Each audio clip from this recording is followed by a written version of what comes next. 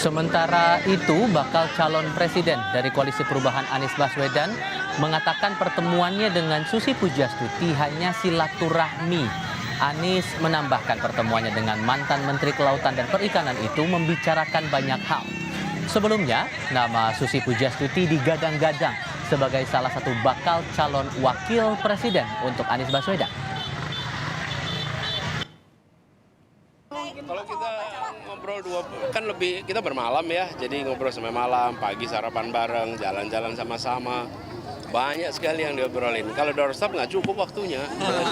Tapi mepet-mepet untuk nama cawapres mungkin Pak. Itu kan yang media tanya, yang dibahas macam-macam.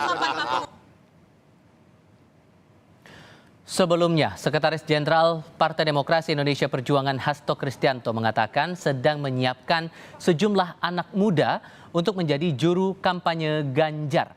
Sekjen PDI Perjuangan Hasto Kristianto menyebut Gibran Rakabuming Raka sudah menyatakan siap menjadi jurkam Ganjar. Selain Gibran, terdapat nama putra Ganjar Pranowo Muhammad Zinedine Alam Ganjar yang akan dijadikan jurkam. Mas Alam sendiri anak muda, Mas Gibran sudah menyatakan siap menjadi jurkam. Di Surabaya ada seorang anak muda yang namanya Seno. Anak-anak muda yang memang kita persiapkan, bukan sekedar mengandalkan kemudaannya, tetapi anak muda yang memang punya visi, tetapi memahami berbagai persoalan-persoalan politik.